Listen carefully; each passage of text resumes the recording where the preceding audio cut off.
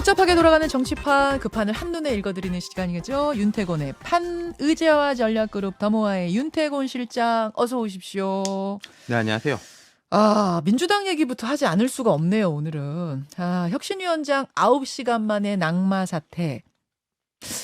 대체 왜 이런 일이 벌어진 겁니까? 전 좀 아는 분이에요. 그리고 민주당 내에서도 정치를 오래 한 분들은 많이 알아요. 이분을, 예, 이래경 예. 위원장. 그러니까 뭐 보도가 좀 났지만은 애초에 이제 김근태 전 의장의 후원자로 알려져 있다. 저도 그렇게 알고 있었거든요. 예. 그러니까 뭐 전혀 모르는 사람이다. 이건 아닌 거고, 저도 어느 정도까지 파악을 했냐면은 이분이 그냥 김근태 의장의 후원자고 사업가 출신이고 그렇게 좀 시야가 넓은 분인데 최근 한 몇 년 동안은 되게 좀 강성이다. 뭐 고까지 정도는 저는 알고 있었어요. 발표나기 전부터가 그 정도는 어느 정도 뭐 정치권에 관심 있는 분이라면 네, 정치권에 알 수 조금 있는. 이제 경력이 있는 사람들은 그 정도는 알고 있었을 텐데, 근데 이제 발표 나고 이분이 이런 자리에 갔나 싶고, 그 이후에 이런 구체적인 뭐 발언들에 대한 보도들이 나오고 예. 그런 거죠. 그러니까 추천한 쪽이 보도들이 조금 나오고 있지만 어느 쪽에서 추천했을지는 좀 짐작이 가요. 이분 모르는 분들이 추천하진 않았을 거 아닙니까? 그렇죠. 아는 분들이 추천을 하고, 그리고 이분의 활동 중에서 뭐 몇 가지가 있죠. 자, 김근태 의장의 후원자로서 뭐 민주 진보 진영이라고 그래야 되나? 이쪽에 경력이 오래된 분이다. 첫 번째. 최근에 조금 강성이다. 그리고 또 이재명 대표를 강하게 지지한다. 한 세 가지 정도 포인트가 있는 거잖아요. 그 세 포인트를 보고 이렇게 추천을 하고 또 이재명 대표가 낙점을 한 거겠죠. 누가 추천했을까요?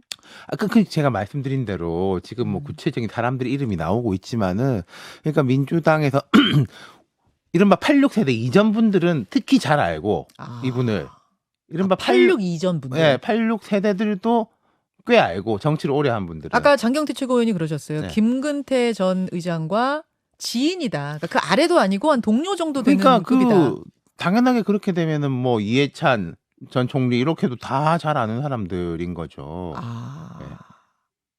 이해찬 전 대표의 추천 가능성 그렇게 높습니까? 쭉 알고 그 아래로 내려가면은 이제 뭐 우원식 뭐 이런 세대들하고 이제 가깝게 활동을 했던 분들인 거죠. 근데 이제 그러니까 장경태 최고위원 같은 사람은 잘 모르니까 그런 분들이 추천했을 가능성은 낮은 없는 거고. 거죠. 젊은 예. 세대가 있을 네. 가능성은. 그럼 그 누가 추천했고, 중요한 거는 추천을 누가 했냐보다도 누구누구가 모여서 논의를 했단 말인가. 그 중간 과정을 모르다 보니까 지금 그러니까 이런 것은 뭐 제가 뭐 민주당 옹호하려고 하는 게 아니라 결정의 순간은 보통 최고 결정권자가 가까운 사람들하고 최종적으로는 그렇게 결정을 하는 거잖아요. 이렇게 그렇죠. 갑시다라고 하고 공식 기구에다가 뭐 이렇게 하면 어떻겠습니까?라고 가는 거니까. 그럼 뭐 가까운 분들이 이렇게 해가지고 했겠죠. 근데 이제 검증 뭐 이런 부분의 문제가, 제가 그 정도로 알고, 그리고 이분이 이래경 뭐 직함을 뭐라고 해야 되나? 이사장이세요. 이사장님이 다른 백년 이사장. 활동력이 높고 자기가 활동하는 걸 자기 페이스북에다 기록을 거의 다 해놓기 때문에 다 아는 분이에요. 검색을 하면은 쫙 다 나온단 말이에요. 그렇죠. 그러니까 민주당에서 이거 뭐 몰랐을 가능성은 낮지 않을까. 이제 지금 보도 나오는 것도 뭐 그 정도 알았다. 그럼 몰랐던 건 아니고 이 부분을 봤다면, SNS의 기록을 봤다면, 특히 뭐 천안함 자폭설 같은 거는 최근 얼마 안 됐어요. 네, 2월 5월, 2월에 썼던 거거든요. 이 정도가 나가도 별 문제가 없겠다라고 판단했다면은 이거 판단 착오 아닌가요? 그렇죠. 그건 아까 제가 말씀드린 한 세 가지 조건 때문에 한 것 같은데, 그럼에도 불구하고 이 정도까지라면은 안 된다라고 판단했어야 될 건데, 뭐 민주당 일각에서 이런 이야기가 있더라고요. 뭐 불법 비리에 관련된 것은 우리가 좀 검증을 했지만 사상 검증은 하지 않았다는데, 저는 솔직히 못 믿겠습니다. 왜냐면요. 부동산이나 세금 같은 건 검증하기가 쉽지가 않잖아요. 동의서를 받는 것도 아니고, 그렇지. 청문회를 하는 것도 아니고. 근데 이분의 언행에 대한 거는 그냥 포털 사이트에다 이름 넣어보면 나오잖아요. 평판 조회하면 첫 번째가 그거죠. 그러니까 검증의 이제 그 용이성을 생각해보면 차이가 확 있는 거예요. 저에 대해서 검증한다고 생각해보시면은 제가 무슨 이야기 했는지 아는 건 쉬운데, 제가 뭐 재산이 얼마인지 이런 거 아는 거는 어렵잖아요. 어렵죠. 사실은 공적인 자리에 가지 않는 이상. 당연하죠. 네. 마찬가지죠.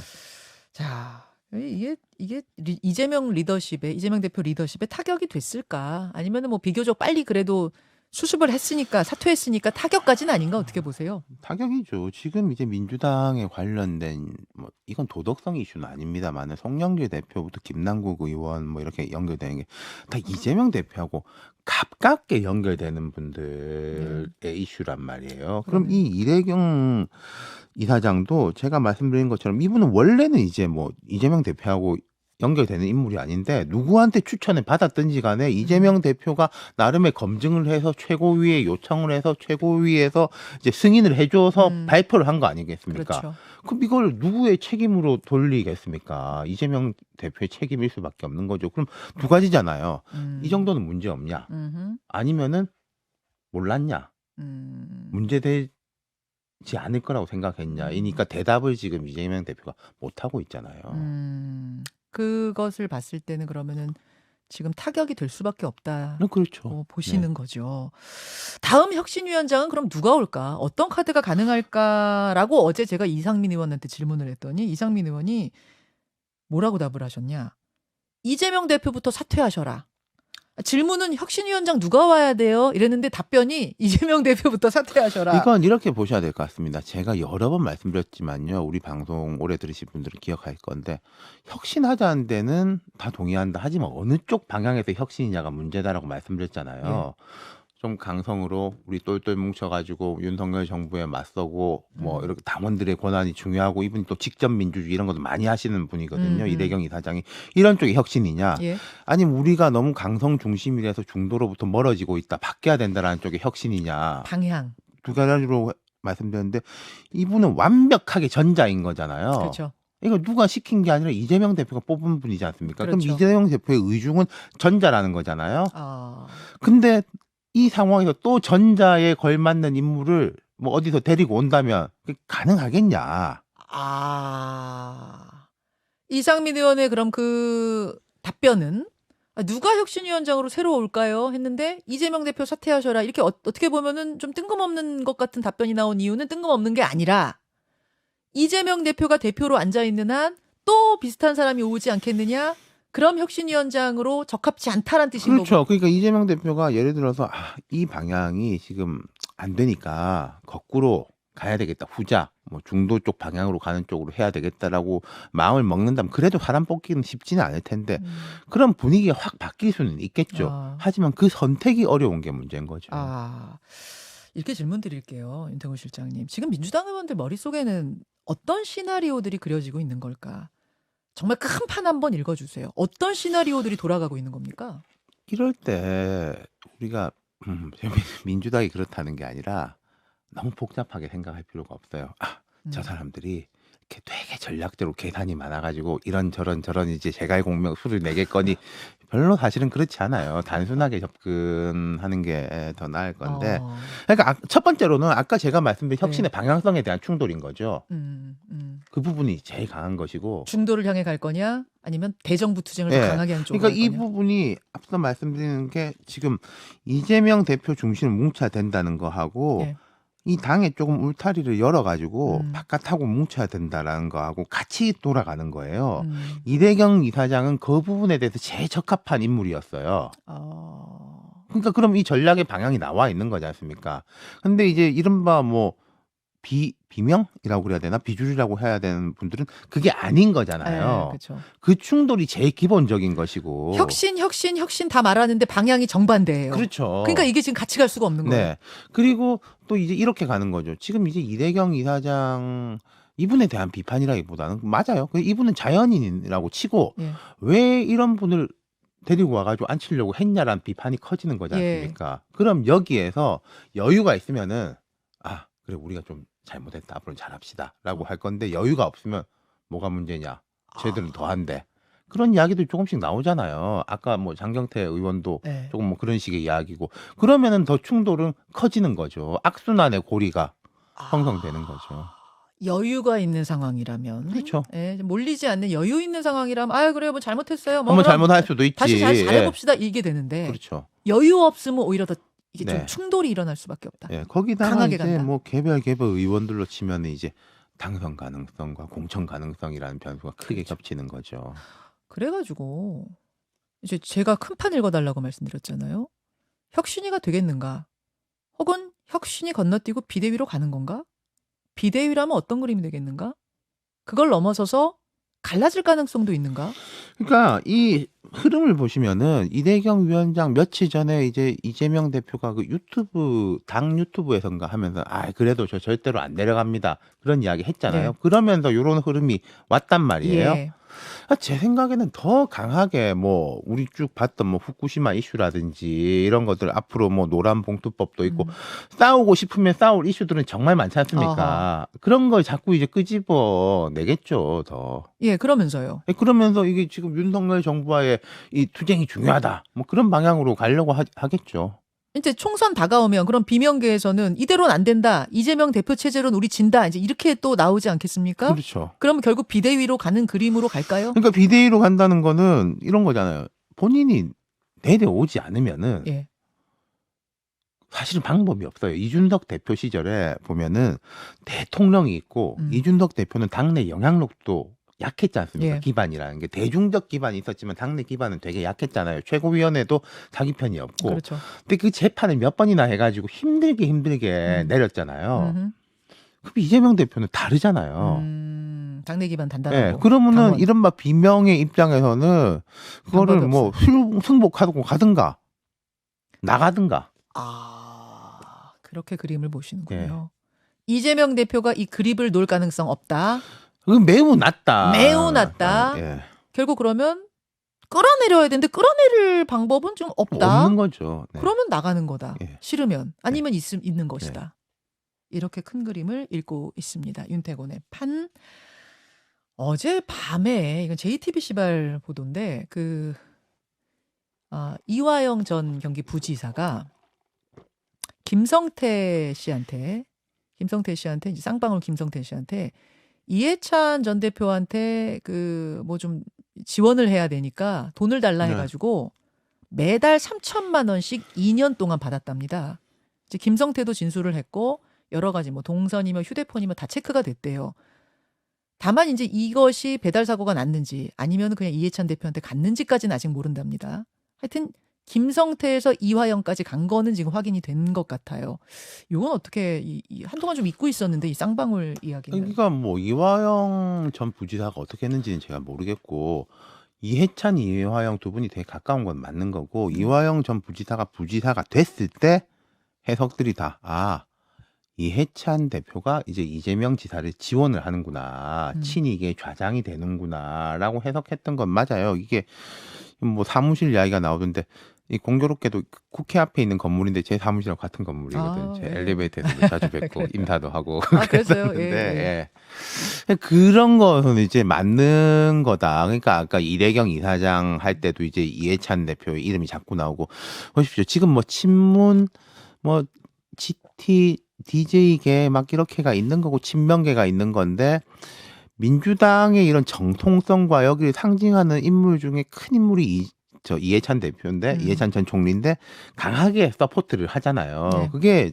이재명 대표 입장에서는 되게 큰 힘이죠. 봐라 그렇죠. 이렇게 그렇죠. 정통성이 있는 인물이 나를 밀지 않냐라고 되는 건데 여기에 타격을 받으면 안 좋죠. 사실 이 수사는 지금 진행 중인 수사지만 이것도 좀 다 맞물려 있는 그렇죠. 이런 상황이라는 걸 말씀해 주셨어요. 자, 윤태곤의 판 국민의힘으로 가보겠습니다. 국민의힘. 여기는 이제 갑자기 5인회 논란이 지난주에 불었는데 그냥 그러다가 말 줄 알았는데 계속 여진이 있습니다.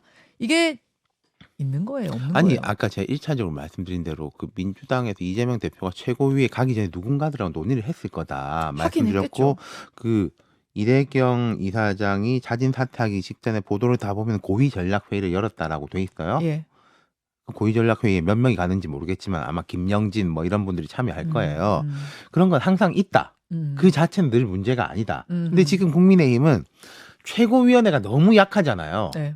최고위원회라는 공식 지도부가 좀 이렇게 있고 존재감 확 있고. 네, 그리고 뒤에 이제 참모 조직이 또 강하게 돌아가고 그게 제일 좋은 건데 이게 약하다 보니까 그러면은 권력의 진공은 없으니까 공간을 차지해야 되는데 이 5인회가 뭐 제가 누구인지도 모르겠지만은 그 느낌과 위상이 강해지는 게 그런 거가 문제라는 거죠. 그 5인회 안에 들어가야 될 사람이 다 들어가 있으면 문제가 없는데 예를 들어 김기현 대표요. 지금 김- 김기현 대표가 빠진 오인회다 이게 근데 지금 문제인 거잖아요. 아 근데 그게 저도 이게 팩 사실관계를 잘 모르겠는데 이런 거 할 때 예. 대표는 보통 빼고 하긴 해요. 아 대표 플러스 아, 5예요? 그렇죠. 그런 식으로 이야기를 하는 거예요. 뭐 고위당정청 해도 네. 뭐 대통령 빼고 뭐 이렇게. 근데 지금 대표 이용호 빼고. 의원이 처음 얘기했던 오인회는 그 느낌으로 한 것 같진 않은데요. 그러니까 그걸 좀 잘 모르겠다는 거예요. 아 뭐 친명계 7인회 당연하게 그건 이재명 대표 빼고거든요. 결국 그 부분이 중요하겠네요. 그러면 그럼 그 5인회가 아까 제가 지도부가 약하기 때문에 좀 문제다라고 말씀드렸는데 이게 만약에 예. 대표까지 패싱되는 구조라면 뭐 과연 그럴 수 있을까 싶긴 한데 그럼 그건 많이 문제죠. 많이 문제죠. 예. 그 김기현 대표와 최고위원들의 존재감 네. 이 부분에 대한 이야기가 나오다가 오인회 얘기까지 간 네. 거예요, 사실은. 그러니까 이게 만약에 이럴 수가 있어요. 이게 최고위원회가 존재감도 약하고 네. 김기현 대표 입장에서 이게 괜히 말 실수만 계속하고 힘도 없으니까 차라리 내가 직할되는 스텝 조직, 참모 조직을 강화해서 당을 운영을 하겠다. 그것도 썩 좋지는 않은데 그렇다면은 이해가 되는 그래도, 측면인 거예요. 네. 근데 이게 최고위원회가 약하다고 대표도 없이 그럼 뭐 김기현 누가- 패싱한, 그러니까 김기현 대표 네. 패싱한 채 청와대가 아니라 용산이군요. 용산과 직거래하는 오인회다 이러면 심각한 거죠. 그렇죠. 근데 글쎄 그러기는 쉽지 않을 텐데 모르겠네요. 쉽진 않을 예. 텐데 점점점. 아, 여하튼 상황이 뭐 이렇다 보니까 김기현 대표가 이재명 대표와 하겠다고 합의한 그 TV 토론 그게 어떻게 되느냐가 또 관심사예요. 제가 지난주에 되게 부정적으로 말씀드렸지 않습니까? 안 될 것 같다. 예, 전 여전히 부정적이고 지금 뭐 양쪽의 상황이 이렇게 돼버린 상황에서 더 한다면은 네. 더 안 좋겠죠. 막 삿대질하고 서로 뒤에 있는 우리 편 봐라라는 식으로밖에 안 되는 거죠. 아니 지난주에 윤태곤 실장이 안 그래도 이 TV 토론 이거 무산될 것 같다. 당대표 TV 토론은 무산될 가능성이 높습니다 하고 네. 가셨는데 일주일 지났는데도 무산 발표가 안 나길래 윤 실장이 틀리셨나? 이렇게 저는 생각했거든요.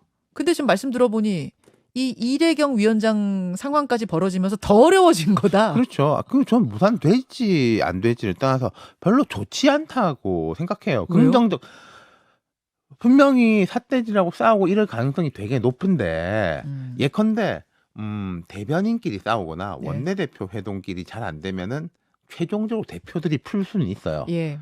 어떨 땐 그게 더 좋을 수도 있어요. 예. 한 방에 탑다운 방식. 예. 네. 쭉 안 됐는데 그러고 밑에서 밑이라는 표현이 이상하지만은 그 싸우다 보면은 쟁점들이 자연스럽게 형성되지 않습니까? 그죠. 그럼 그것만 풀자라는 식으로 될 수 있는데 처음부터 대표가 만나가지고 싸워버리면은 그 뒤가 없잖아요. 그렇죠. 그렇죠. 그러니까 더 안 좋다는 거죠. 근데 안 싸우면 안 돼요? TV 토론 하더라도 점잖게 삿대질 안 하고 하면 되잖아요. 그럼 좋겠지만은 그러겠습니까? 지난번에 말씀하신 그 부분. 네. 양당의 강성 지지층이 다 바라보고 있는 네. 상황에서 지금 그들의 지지가 굉장히 중요한 상황에서 삿대질 안 하고 점잖게 그리고 양보하면서 가기 어렵다. 이걸 하면은 이런 부분은 나도 양보할 수 있다라는 걸 전제하고 들어가야 되는데 뭐 양쪽에 뭘 양보하겠어요. 예. 그렇게 본다면 여전히 무산 가능성이 더 높다. 네. 다만 무산이라고 발표하지 않는 건 왜 그래요? 그게 이제 우리 뭐 그런 거 있지 않습니까? 생각이 다르다는데 뜻을 같이 했다. 난항을 겪고 있다라고 무산하는 거고 그리고 네. 뭐 TV 토론이 무산된다고 해가지고 예. 두 사람이 안 만나야 된다는 거 아니니까. 아니, 그건 아니죠. 예, 좀 굳이 뭐 무산이라고 이야기할 필요도 없을 것 네. 같긴 해요. 국민들이 잊어주시기를 바라는 상황은 아닌가. 예, 또 자연스럽게 무슨 어떤 관계에서 만날 수도 있는 거고. 예. 알겠습니다. 이제 그런 흐지부지 상황 속에서 지금 TV 토론은 그냥 이렇게 가고 있는 상황. 대통령실은요. 네. 강경 드라이브를 거는 모습입니다. 그렇죠. 뭐 이 노조와 관련된 부분도 그렇고 KBS 수신료 분리징수하겠다. 네. 이건 시행령만 싹 바꾸면 금방 할 수 네. 있거든요. 뭐 이런 것도 그렇고 또 뭐 등등등해서 좀 강경 드라이브 모습을 보이네요. 6월 달부터 이제 국정 운영의 방향이 안쪽으로 돌아설 거다라는 건 모두가 짐작했었지 않습니까? 그래서 이제 뭐 민생과 내치에 주력한다. 그건 맞는 건데, 그럼 방향성에 대한 건데 강경 쪽으로 가겠다. 조금 저는 이런 생각을 해요. 그러니까 이 방향성보다 스타일이 문제다라는 말씀 많이 했는데 예. 지금요 뭐 하겠다라는 걸 봐도 예. 옛날에 하던 이야기랑 틀린 거는 별로 없어요. 한다는 건데. 근데 뭐 청와대 용사에서 나온 이야기도 뭐 좌고우면하지 않겠다. 뭐 이런 이야기가 나오는데 저는 지난 1년간의 많은 문제들이 좌고우면하지 않아서 나온 문제라고 생각하거든요. 좀 좌고우면을 해야 된다고 생각을 하고 그리고 우리가 강경 드라이브를 걸 때 두 가지가 있습니다. 실제로 그럼 내가 강하게 밀어붙여서 결과를 얻어낼 수 있느냐? 아니면 강경 드라이브 자체를 통해서 뭔가를 기대하느냐인데 예. 과거 정부들도 뭐 강경 드라이브 할 때들이 있었죠. 근데 지금 이제 현 정부의 지지율, 의석 분포 예. 등을 볼 때 예. 강경 드라이브를 걸어서 할 수 있는 게 과연 뭐 얼마나 있겠느냐.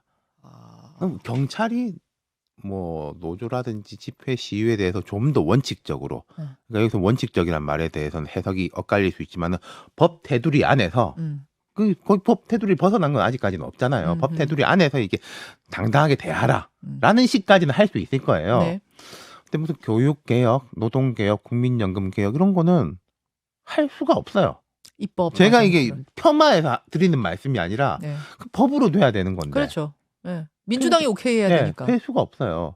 그러면 그 과정 자체에서 득이 있어야 되는데 밀어붙이는 과정 자체에서도 좀 득이 별로 없을 거라고. 그러니까 그런 거를 좀 보일 수 있다라고 판단을 하나 보죠. 지금 이제 뭐 노조 문제도 일부 그런 게 있었고 지금 시민단체에 대한 것들 뭐 언론에 대한 것들도 있고 또 뭐 성관위에 대한 것들도 있는데 근데 이런 게 있는 게 저는 성관위의 지금 고용세습 문제나 뭐 이런데 정말 감시받지 않은 문제들에 대해 가지고 네. 문제 제기 국민들의 여론이 아주 싸늘하더라고요. 전략적으로 생각할 때 이걸 밀어붙이는 게 맞지 여기다가 야 니네 선거 때 민주당 편 들었잖아를 갖다 붙이면은 저는 오히려 그 가치가 떨어질 거라고 그냥 생각을 해요. 자녀 특혜 의혹 그거 하나만 그렇죠. 가야지. 그 이야기를 하고 싶어도 꼭 참 아유 그때 우리가 현수막 그거 우리가 이런 것 때문에 이야기한 게 아니야 라고 계속 저 같으면 그렇게 말할 것 같아요. 네. 그거는 중요한 게 아니고 그건 다른 이야기고 다른 기회에 이야기하겠더라고 해야 되는데 거기다 올려 붙여가지고 하면은 그럼 보는 사람들이 어떻게 생각하느냐가 중요하다고 누차 말씀드리잖아요. 저것 때문에 이러는 거 아니야? 라는 인식을 주면 그 효과가 떨어지는 거죠. 선관위 장악하려고 그러는 거야. 총선 앞두고 이제 이렇게 그렇죠. 될 수가 있다. 예. 그래서 선관위 강경 드라이브를 선관위에 걸더라도 그런 부분은 좀 그렇죠. 뭐 예를 들어서 뭐 언론 개혁 뭐 할 부분 있겠죠. 뭐 제가 잘 모르겠지만 그 거기에다가 하는 게 맞지. 이게 뭐 평소에 패널도 우리 뭐 안 부르고 이걸 갖다 붙이면 안 된다는 말씀이. 근데 좀 그런 게 보이지 않나요? 지금? 하하. 알겠습니다. 네. 여기까지 윤태곤의 판 윤태곤 실장 수고하셨습니다. 네. 김현정의 뉴스쇼는 시청자 여러분의 참여를 기다립니다. 구독과 좋아요, 댓글 잊지 않으셨죠? 알림 설정을 해두시면 평일 아침 7시 20분 실시간 라이브도 참여하실 수 있습니다.